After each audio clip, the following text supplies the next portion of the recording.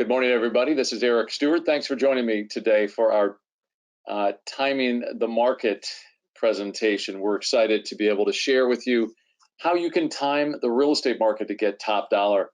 We'll get started in just a minute. Stay with me. Just as an FYI, there is a question tab here on your GoToWebinar control panel. And if you click that, you'll be able to see a place to type in questions. If you don't mind, if you've got a second there and you can hear me fine, please just type in, I hear you, so I know that our technology is working well. Thank you, and I'll be with you in just a minute. Welcome everyone to our GoToWebinar control panel and our Timing the Market for selling real estate in the COVID-19 global pandemic. I'm Eric Stewart, I'm your host today. This is my 33rd year selling real estate in Maryland, DC, and Virginia. And I have a team with 15 in my group. We have an office in on Beverly Road in McLean, one in Washington, D.C. off Jennifer Street, and one in North Bethesda in Montgomery County. Now, Long & Foster has hundreds of offices, and so the business of real estate really takes us all over, from points all the way west in Loudoun County to south towards Fredericksburg, all the way out towards Chesapeake Beach, and north to almost to Gettysburg for some of our team members. Our specialty really is in the Nova and Montgomery County and Washington, D.C. areas. And this year we've sold over 133 homes. So we're very good producers as real estate agents go. And our average list to sell ratio is 100% in less than 10 days. As we're going through this, you're going to find information that you may not have heard before about how the timing works within our overall economy locally, usually. And I say usually because over the past, 6-7 months now, everything has been thrown a little bit of a curveball, and we're all facing the reality of a different climate. How we can handle ourselves in this climate will not be that significantly different than it normally would. It's just that we had a delayed spring market this year. So without further ado, I'm going to jump in and start presenting now our Timing the Market webinar. So again, I am a lifelong real estate agent. I've been doing this 33 years. When I first got out of college, graduated in theater and economics studies, and found that I really loved selling, but also liked the performance aspect of it. So started doing radio about 16 years ago on WMAL Sunday mornings from 8 till 8:30. And I have a wonderful show on local real estate, whether it's buying, selling, or anything in between, or we have a seniors solutions section of the show where we focus on downsizing and other interests for those who are maybe in big houses and it's time to get to one level living. I'm also the founder of a nonprofit called Widow Care. Widow Care was started 7 years ago to help widows and widowers in distress and really perform something that's found out. Essentially, the example of it is found in the book of Ruth in the Old Testament of the Bible, where Ruth and Naomi as widows care for one another. So we've created an empathetic setup led by local widows and widowers, and we are averaging about 350 widows and widowers a year now that are in the nonprofit and are working and being served by it. So if you want more information, go to widowcare.org. We are supported solely by those who are generous to consider that, and I appreciate your consideration. Also, Dave Ramsey, who's a nationally syndicated talk show host. He's second only, I think, to one other person in the country in terms of the number of stations he's on, has been endorsing my real estate practice for 12 years, as have others in the local economy. All that's to say, this is what I am. My background come from a family of doctors. My grandfather was the chief of orthopedics at Walter Reed. My father was the chief of staff at Columbia Hospital for Women. My great aunt Florence Kendall founded physical therapy. And there's many others, but I'm not a biology guy. I like people, so I bring the doctor into the real estate world, and hope you enjoy that. So I have a team. I've got people that work for me. This is Erica, Robert, Amir, Tabrizi, and Rachel Harklerode. These are our key staff, supported by Grace, Louise, Leslie, and Aaron. And this is operations and marketing. We also have a team of real estate agents that are, again, Maryland, DC, and Virginia, and very happy to have each one of them. We're licensed in all 3 jurisdictions. If you're outside of our area tuning in today, or you've got property you think you want to sell someplace else, we can provide you with referrals to agents in those areas. As I said at the beginning, the majority of our homes sell in 10 days or less at 100% of the list price. But how do you sell a home when everybody looks kind of like this right now? Well, there are three legs to a marketable listing. I've said this for many, many years. There's timing, there's condition, and there's pricing. Now, the reality is that timing is the most important because it's something you don't have control over other than just to take advantage of it or not. Condition we focus on because that's the preparation side of getting the house ready to go on the market to try to give it its best foot forward and get the best return on that. And then pricing is really a decision that's made in real time, typically at the moment that you go on the market, because you're presenting your home into a market that may have incredible demand or may not.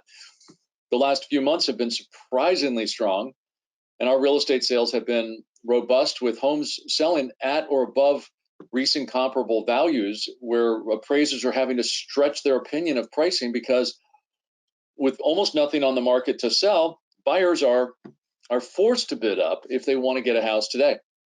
So that pricing is decided in the moment. Condition is something you prepare, and timing is just how can we take advantage of certain times of the year where there's better demand than supply, and then how has the coronavirus impacted timing in general?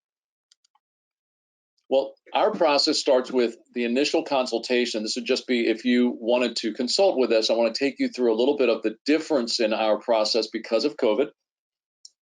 We do the 3 Qs where we talk about where are you going and when do you want to be there and so on.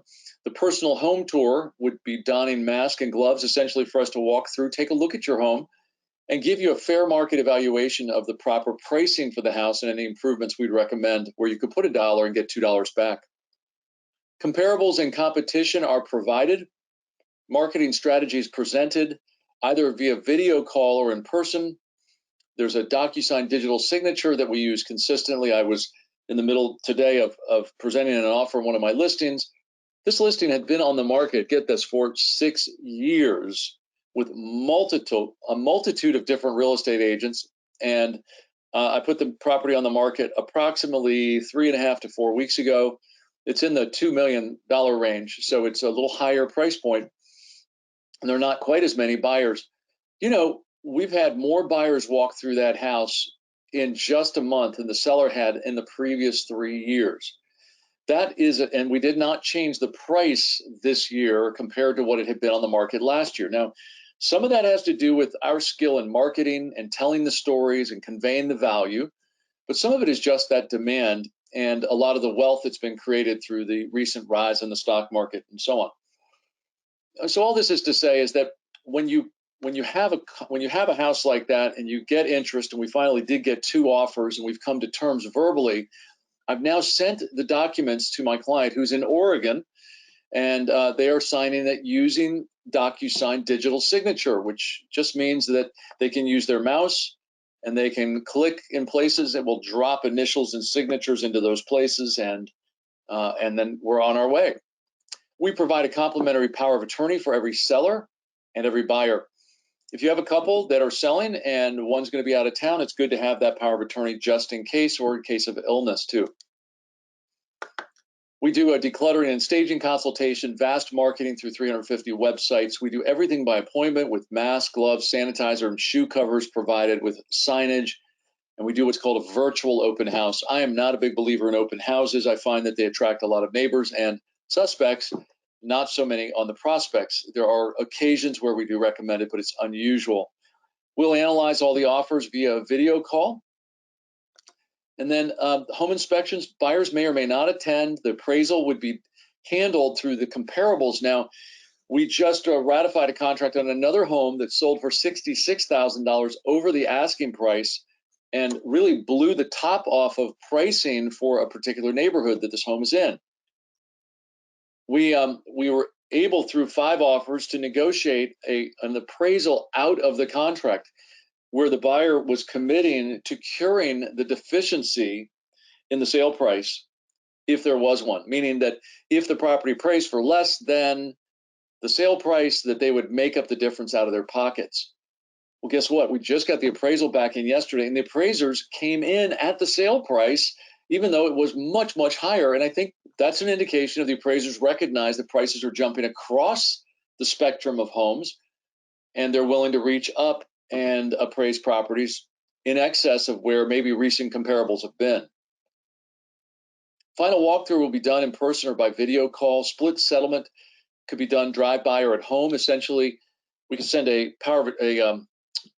notary to your home, or you drive up and roll the window down, and the attorney's outside your window handing you what you need, and you handle it that way. And then the proceeds are wired to your bank account. Does any of this create any questions for anybody? If you do have questions, move over to your GoToWebinar control panel and take a look at the questions tab and just type in a question for me there, and I'll come back to you, okay? All the way along, just feel free to use that. Hey, I'm not sure I understood this, or I'd like to know more. So what happens when there's friction against the flywheel? Let's analyze what's happening in timing specifically. This is going to show you the median sale price.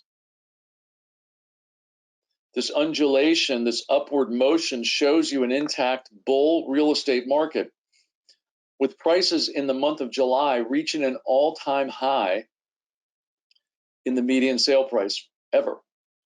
And if you were to draw a line from this point to this point, usually it's June, here's June, and then June here would have been down here somewhere. So you would see this nice consistent rise in real estate values driven by a lack of supply. I'm going to skip to that actually and come back to days on the market. Look at the inventory trend each year. Now, there's always more houses on the market in September and October. It's typically when the most number of homes come on the market and or are sitting still on the market because of just simply because of the demand at certain times of the year. You have this change in overall inventory. Demand for buyers to want to make a move typically starts to pick up in January, February, and moves higher through the year. Okay, so the number of houses on the market actually increases, the demand increases with it, and then there's a point where the number of houses on the market flattens out, usually in the summertime, in June, July, and August, because folks who are thinking about selling figure, hey, I'm not really don't want to make a move when we get to October and November, and the number of buyers are out there are less, but they tend to match each other, which keeps the inventory pretty flat. In the fall, you have a drop in the number of buyers, and you actually have an increase in the number of listings. And so again, the inventory is a little higher then. But this incredible drop from just 2018 September to about 10,800 homes to September of 2019 to only about 8,300 homes to, we don't have the September stats yet, but they're going to be right down in here, just over 6,000 homes, tells the story of a lack of inventory. And that lack of inventory, coupled with the number of days on, I want to go back here. It's just lagging a little bit. This price increase is happening because there's a lack of inventory year after year after year, and the number of buyers trying to buy has not just been stable, but it's also increased, especially this year due to the lower interest rates. So if we go to the days on the market, you see how the speed has picked up. So in 2018 and January of 2019, this was the slowest period, just over 30 days to sell a house. Then last year was just over 25 days. And this year it's going to be less than 10 days, even in the fall market, I believe.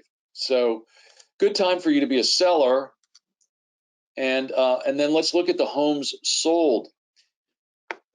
It's kind of hard to look at this and understand exactly what's happening. So let me break it down for you. If we go to September of 2017, you are looking at the houses that settled in September, October, November, December, January, February. If you look at January, February, this is when homes settle, which means they went to contract back here in November and December, and November, December, and October, and settled here. If you put your house on the market right here in this February timeframe, you're likely to get your house sold, and you're probably going to settle it sometime in here or here because of schools, because that's when the buyers will want to settle. Although you certainly could settle in this window. This big push in the total number of settlements happens here because of the normal school year. Well, this year, we didn't have a normal school year, and we're not having a normal school year this fall.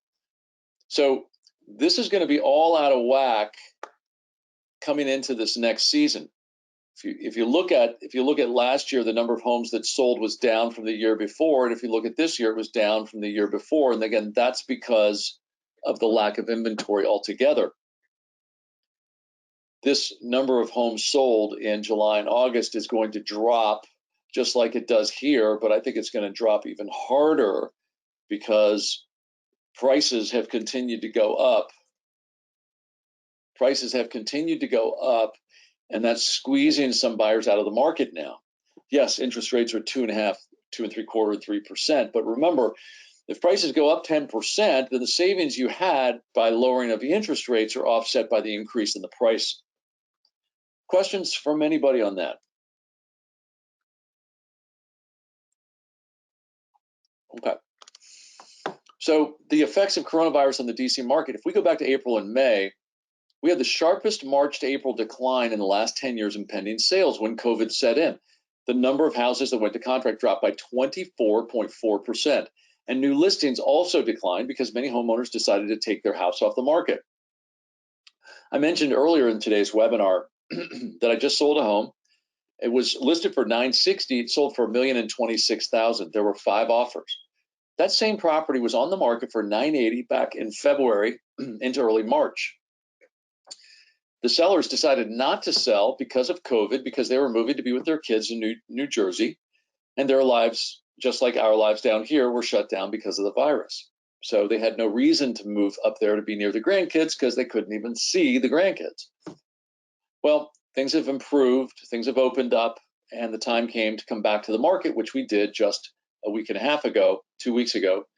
And at that point, the seller said, let's tack the price back because we didn't get any interest at $980. Let's tack it back to $960 and let's see what happens. And I said, okay, that's fine. Let's go with that, but let's wait a week before we look at offers. We got 5 offers and sold $66,000 higher than $960, and we achieved $1,026,000. It was a really good example of how the market shifted from a typical early spring market to where prices are now fully realized. The improvement in prices is fully realized for this year. And I think that next year, going into February, March, and April, you're going to see prices higher again. Catching the wave of the market requires looking at selling like catching waves on a surfboard. You see this guy, he's up on top of the wave, he's catching it, but he didn't start there. He started back here looking for the wave coming in, looking to see where he could catch the wave. And when the wave was coming up, he pushed himself up on his board and rode it in. This person's already ridden the wave and is coming back. We want to catch the wave. So the way we want to do that is by preparing for the springtime. Now, drawing out a 6-month, 7-month, 8-month window here from July to February for getting ready. And I just want to lay out a sense of how we might do preparation and timing.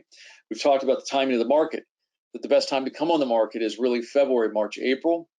The spring market preparation is this preparation between now and then. I'm working with my sellers now to get photos done of the outside of their homes between now and the middle of October. And the benefit for our sellers of taking those pictures now is that when they come on the market in February, they're going to have good green photos for a February launch. All the interior photos will not be done until we get into January and February. So again, exterior photos done now, interior photos done later after the holidays when the interior is cleaned up, decluttered, and so on. You'll be working between now.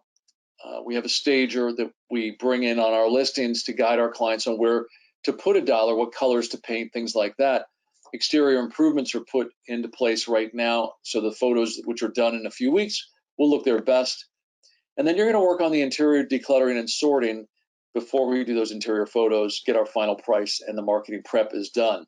The quiet listing is this period between now and we are going live where we will mention to the buyers that we're working with that we have a home that's not ready to come on the market. And at a price that is above current market value, we will share information about that property. It's done by word of mouth now. It cannot be done agent to agent because we're precluded by rules within our local MLS system from doing that. But if I have a buyer who comes to me who's looking to be in your neighborhood, or through our social media marketing or marketing in general, we draw people in. We have currently about 2,600 buyers that we're working with as a team. And we're feeding them information every day on listings that may match what they're looking for, so we can share directly with them the listings that we have and genuinely help you. We also do charge a lower commission during this quiet listing period because we will not have done the marketing we normally do. So it ends up being a win-win for our sellers. A little lower commission, they get a great price, and they don't have to do all the prep work that is sometimes necessary. The chance of that happening is about 5%. So we don't make that our goal. It's like trolling for fish. We put the line over the side of the boat while we're traveling from where we are now in September to the spring market. We put the fishing line over the boat, and while we're traveling to go to February, maybe we catch a fish along the way. Questions on that?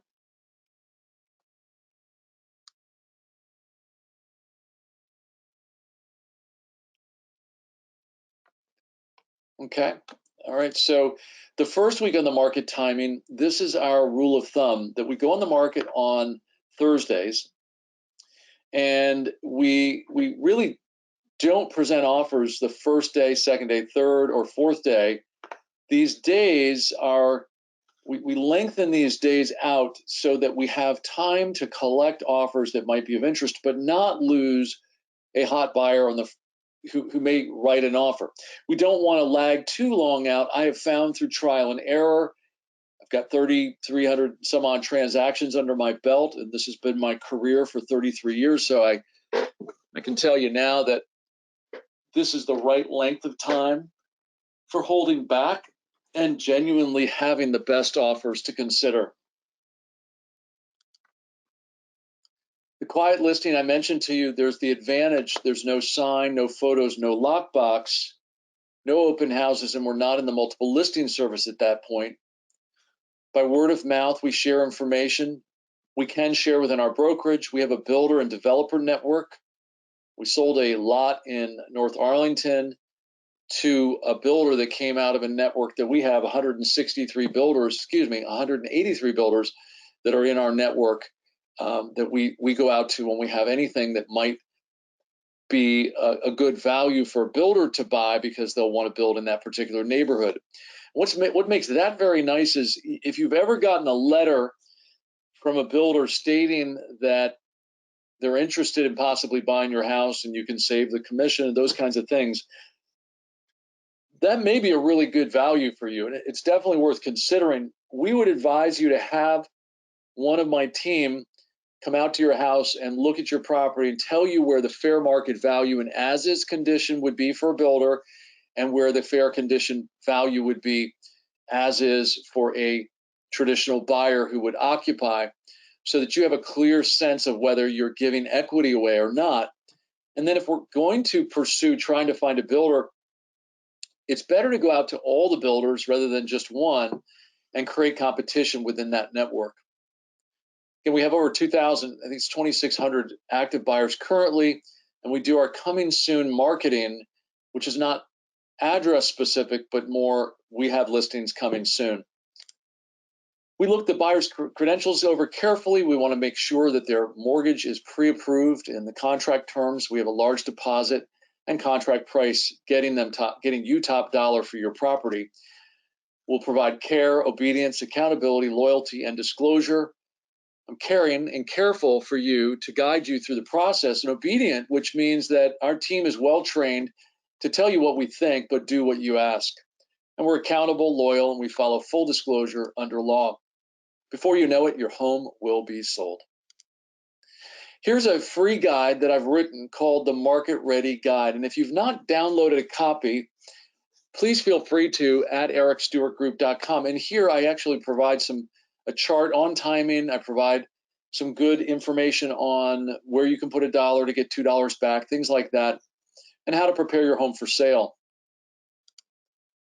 This is our contact information, and I want to invite you now to ask any questions you might have for me.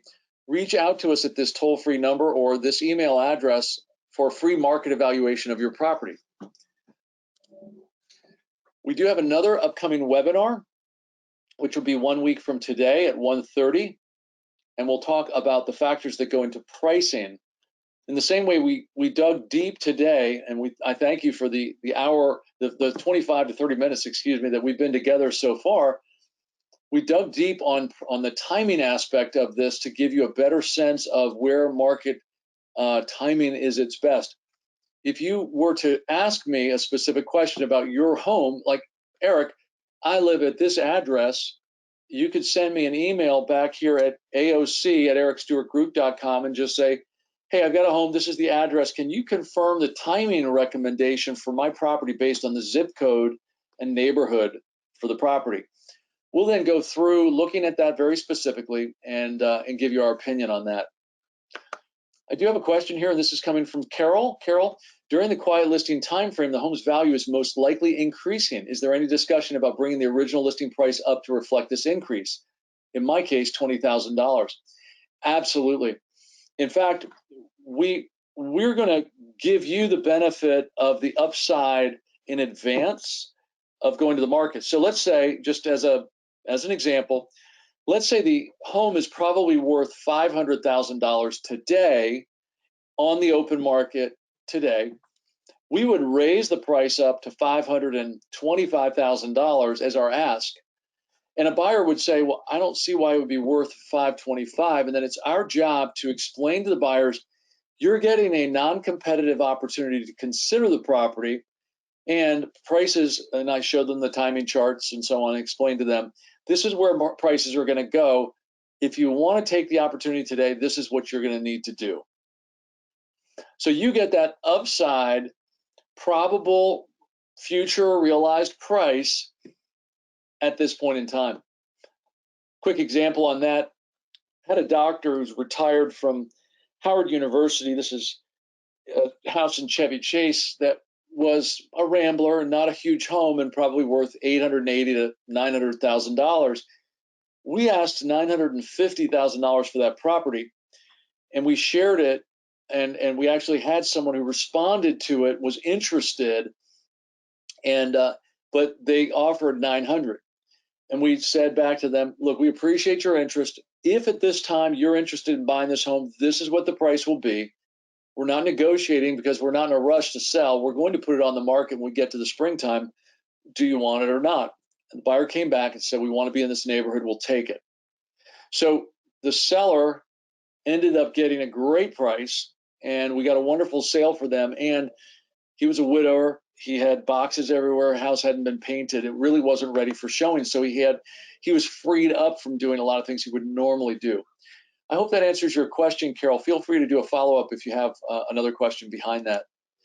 Bill asks the following: if we work with you, do you have connections with home improvement contractors, painters, etc.? Absolutely. So, Bill, just as a case in point, we've created a preferred vendor guide on our website, which has a host of contractors that we work with. But we will assist you in contacting those contractors and initiating the calls to try to get a response so that we can get the work done on your property. And I think that that's what you want, is you want someone who not only has the connections, but also has the, quote, connections and can get you the best price for those folks.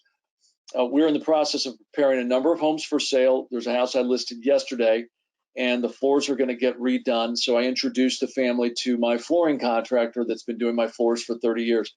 Another case, I've got a contractor. We got 3 contractors that came in to give a bid to the seller for a host of work, and the difference in pricing was significant, between $14,000 for all the work plus a couple of other things, up to about $23,000. So knowing what the fair market value is for the work you want to do is very important, and we definitely can help you and guide you in that too. It's a good question, Bill. Any questions on that beyond that, let me know. And Tom asks, as we get back to normalcy in 2021, won't there be much more inventory, making it more difficult to sell my home in March, April, May of 2021? I don't think so. Again, remember that there is an overall bull market still intact in the area, and it hasn't shifted. Our economy, we are in a recession nationally that is being floated through quantitative easing and bond buying to keep interest rates low, which is making the affordability index really good for buyers.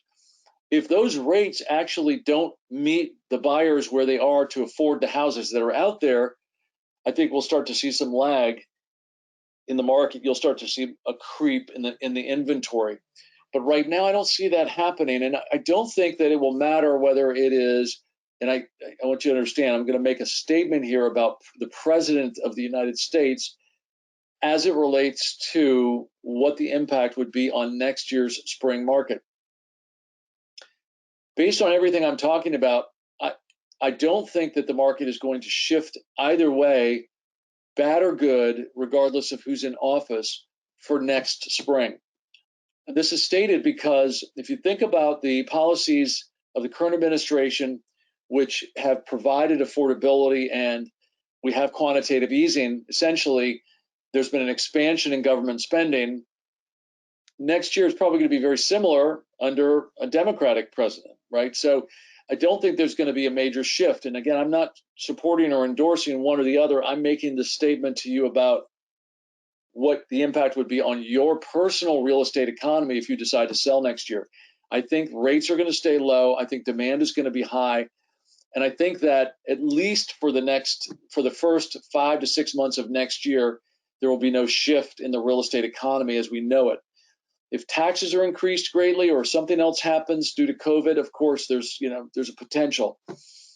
I would say to you that we have to make decisions in life based on faith or on fear. And I think that there's concern now that the stock market may top as we go into the election, that, who knows? I can't tell you. I don't know for sure what's going to happen. I do know that the demand is still very, very hot right now across pretty much all price points. The activity is good.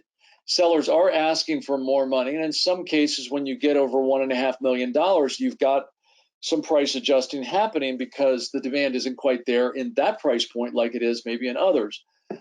I mentioned the house at $2.3 million. It's listed for $2.375 million. The offer came at 2.1 from the first people. We countered back to 2.3. They came back at 2.25. We said, no, we want 2.3. Second offer came in at 2.25. We said we want 2.3. They said, okay. So we have to play a little more back and forth in the upper brackets, but houses are still selling well there. In the lower brackets, I would say south of $1 million, well, the demand is just awesome right now. So I think that'll continue to answer your question. Thank you for that, Tom. Good question. Another question from Joe. Hey, I was considering selling this past summer, but like most, did not move forward while the pandemic issues were occurring. That said, will the realized home values hold going into the spring? Absolutely. I don't think, again, we just had the Fed yesterday.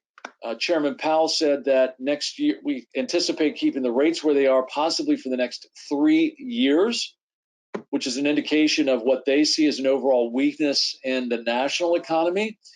We're in a local economy that is supported by the federal government space. Granted, it may be 38 to 42% now is federal related, but we also have this this tech corridor out 66 all the way out to Ashburn. We've got Amazon moving in and building a $1 billion campus for Virginia Tech to launch down here in National Landing. We've got companies like Human Genome Sciences and a lot of the biology companies in our area that are working on the COVID vaccine or working on recombinant vaccines, et cetera. I think that if you look at those cycles that we went through, there's nothing broken in that, and there's no incredible supply.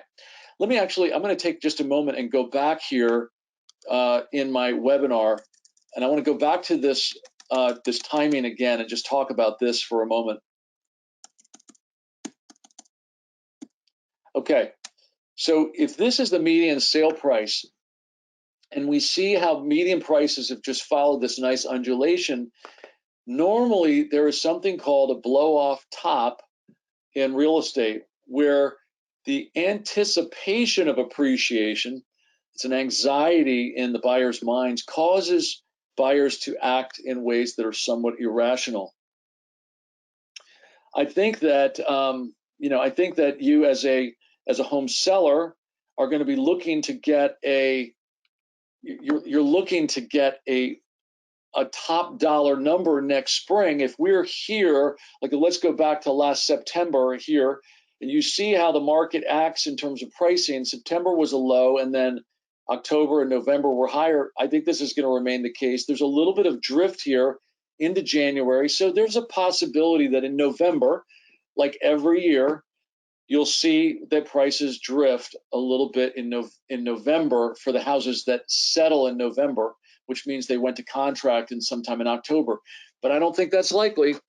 I don't think it's likely because schools aren't in. Some of the reasons why people weren't buying in the fall, like football season and basketball seasons and all these things that would keep people busy and distracted from just living life, have been stripped away from us, right? So now our whole lives have changed and people are thinking, okay, I'm coming home every day. It's Groundhog Day every day, and I want to live well where I am. Where can I go to live like that? My kids are going to be on Zoom. They may be on Zoom for the next 2 or 3 years now. This is the thinking. And if that's going to happen, or we have some accommodation where they have outdoor classes, or they have half the number of people, we don't know where this is going to go. But people are saying, I'm living, and that's the number one thing I want to do is live. Where do I want to live that I can still work, since now I can do so much telecommuting and whatnot? So I think that is going to shift this and continue this trend even in the spring of next year.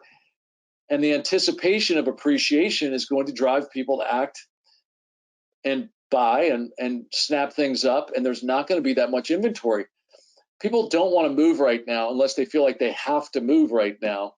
And the population of seniors, this is a really good point on this, the senior population wants to move to downsize. They oftentimes will move to a condo, a small single. I see a lot of my clients moving south towards maybe North Carolina and whatnot.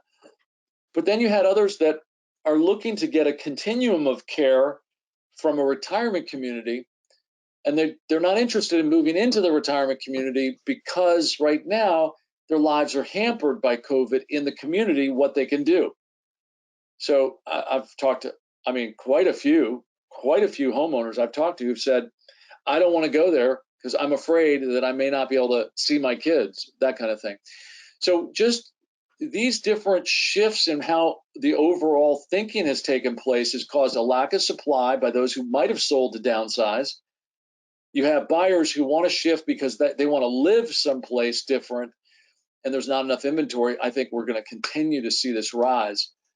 And if I look at the inventory again, look at this inventory. You go back to 2005. The inventory was already shifting in 2005. It was creeping up, and we didn't see the top of the market until 6 or 7. We haven't seen any shift here. If this all of a sudden reversed trend and went this direction, I wouldn't be able to draw a conclusion off of 1 or 2 bars. I would have to see this trend break again to the upside before I called an end to the bull market. I don't see any of that. It's a good question, Joe. And Gail asks, do you have any thoughts about older houses competing with new houses? I'm in Montgomery Village, an old golf course is being developed, and I need to sell my house before new houses are ready.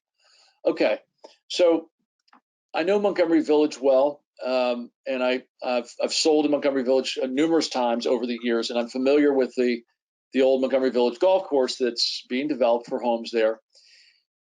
Realize, Gail, that the product that's being developed and sold there is going to be at a much higher price point than, say, homes that are being sold off of Stewarttown Road or the contemporaries at the back end of Montgomery Village in that area, or even in the East Village area. which were built in the mid 90s. So houses that are new are always going to sell for more. You're going to go head to head with them, sure, but your pricing is probably not going to be close to what they're going to be at. If you have a specific follow-on question to that about your house, like maybe tell me, are you in a townhouse? Are you in a single family? And is there a particular single family that you're seeing marketed there that you feel like is directly competing with you? Or are you saying, I don't want to be selling when they're selling, and I think I need to get out now before they sell so that I don't have to face the competition? If that's the case, I don't really think you have a lot to worry about because of this overall time. And remember, yes, you have new competition right there for your home. That will get sold out very, very, very quickly. Anybody coming in who cannot afford to buy that will be looking at a home at your price point, whatever that is. And I don't think you'll have an issue selling. If we were to reverse this chart, and this was 3 years ago, and this was last year, and now we're this year, so it's kind of going backwards, I would say, okay, you do have to face some reality. We do want to move a little bit faster because there's more competition, and it's not just the new home build, it's everything around you. Does this make sense? Are you all following? There's a lot of good questions in today's webinar. Gail, great question. Joe, Tom, Bill, and John, Robin, and Carol, good questions. I've got time. I've got another 15 minutes. If you guys have more questions, you want to shoot them out to me. And about condition, if you have questions about getting your house ready where you can put a dollar, things like that, or you want to talk about how our services work, that I'm happy to answer those questions too, or anything at all, really.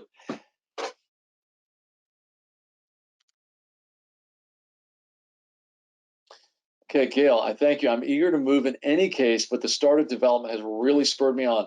Okay, so Gail, so let me ask you, let's think about this for just a moment. In light of what I've shared today, we know what the market's doing now. We know how prices have pushed higher, and we know that next spring, we're probably going to have another surge in demand, which will probably cause prices to rise again. This is something you may choose to take advantage of or not. That's the timing aspect.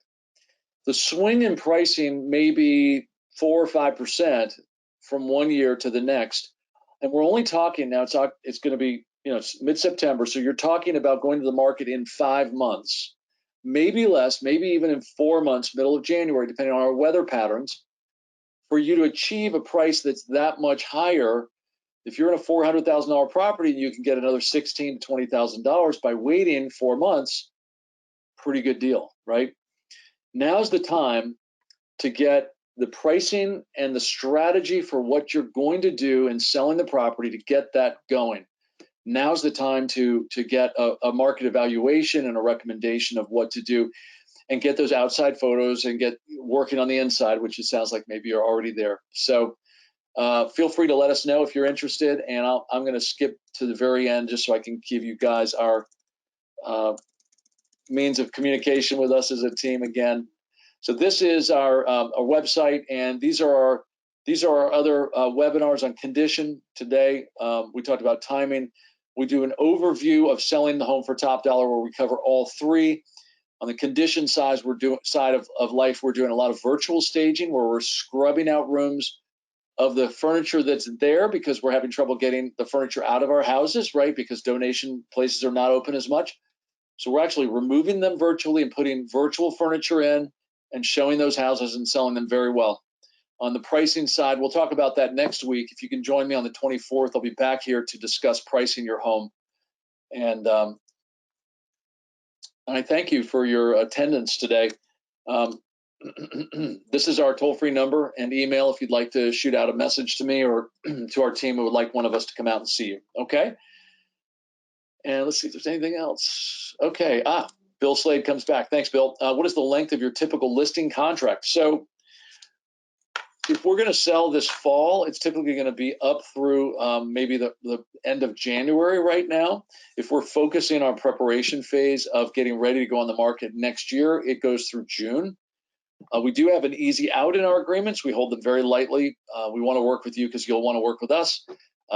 but the length of time recognizes the probability of going on the market in mid-February and giving us 120 days of marketing after that. That's what we look for, is 120 days of actual marketing. If we're going to go on the market now, 120 days would take us up to roughly, mid-January, end of January by the time we're ready to get on the market and put it up.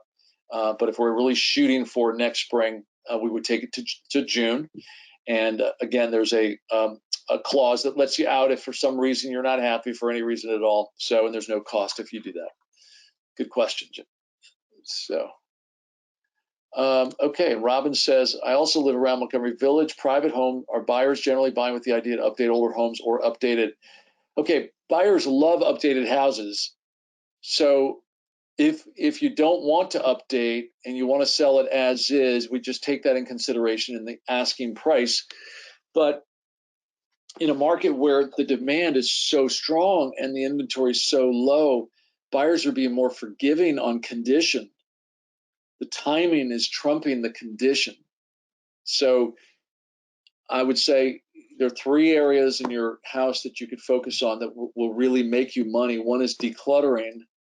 One is the horizontal surfaces, and the other is going to be the vertical surfaces. So that means painting walls, cleaning windows. That means scrubbing floors and getting carpets up and hardwoods done, things like that. And then just decluttering, because decluttering creates the sense that there's still more than enough space in the house while you're living there. So Robin, you have, we all have, typically most of us have more than enough stuff. And if our spaces are overwhelmed, we're kind of announcing to the buyer that there isn't enough room in the house for what we have, so they may not have enough room also. So just taking stuff out really does have a profound impact on buyer interest. So it's a really, really important consideration. So, and if you're not sure what to do, again, there's three things. It's decluttering, horizontal and vertical spaces, window washing, cheap. We take the screens off, they go into the basement. Walls get painted white, creating a canvas essentially for a buyer to do what they want to do with the inside. They get a sense of, okay, it's all fresh, it's ready for me to do what I want to do. I can color it the way I want.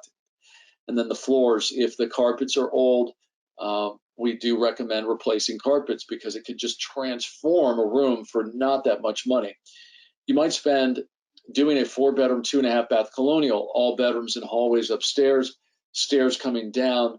You might spend $6,000, $7,000. But if you're in a $400,000 house, it's a 2-for-1. You put in $6,000, you'll get $12,000 more in the sale price, and that's making you money that you probably don't have any capital gains on. So it's really a quick way for you to make extra money on the sale. Other things like replacing windows or updating your roof because it's just old, don't do it. You will not make more money, and it's better to be negotiated through on the home inspection contingency. So, okay. All right, so Carol says, I fall in the category of home sellers that are exhausted from downsizing and decluttering. I hear you. What is protocol for changing the date to enter the market? Listing contract has commitment out until December of 2021. I guess I don't understand the question. Are you currently listed with a real estate agent through the end of next year? That would be a really long time. But if you are currently in a relationship with another broker and have a signed listing agreement, I can't actually address those questions specifically because of just agency rules between real estate agents. So do you mind clarifying that for me, Carol, just so I have a better understanding of what you're saying? And Gail says, I'm in the middle of updating my 2 full baths and removing a tree. Woo! All right. Good. Well, so and in the bathrooms, are you doing a complete renovation of the 2 bathrooms, or are you just doing the vanity and the towel bars and the lighting fixture, that kind of thing? Let me know. There was no discussion. Okay, Carol, there was no discussion of this date. Is already stated on contract. Let me just see something real quick. Carol, I'm going to give you a call back and just chat with you about the question that I think you may have behind this, so that we're that we're on the same page about that. I want to be sure that I'm clear on what the status is and the question that you're asking me, so that it's, because it sounds like it's probably a little bit more involved than maybe something else. So no countertops, Gail, no countertops and tiling. Okay, so you're just doing the countertops and the tiling in the bathrooms. Okay, good. Well, so do you have, Gail, are you under the guidance of a real estate agent in the process of preparation at this point? If not, I would say it's a good idea to have, again, we're welcome to come out with no commitment to us, just as an interview, and tell you how we work. And then I think the key here is you want to put $1 in and get $2 back, and you want to do the right things. So if you're under the guidance of a real estate agent in what you're doing, or a stager, okay, great. If not, I would highly encourage you to have one of us come out. Carol, good question. I'll give you a call actually when we're done here, and just chat with you briefly about that. Okay. So good. Any other questions? Well, gosh, guys, this was a wonderful time, and really good questions all the way around the horn. You've got our toll-free number and our email address here. We'd love to be able to serve you in your real estate needs going forward. Please let us know what we can do for you. Okay. All right. And I'm going to be ending now. So I hope you guys have a wonderful day. Take care. Bye-bye.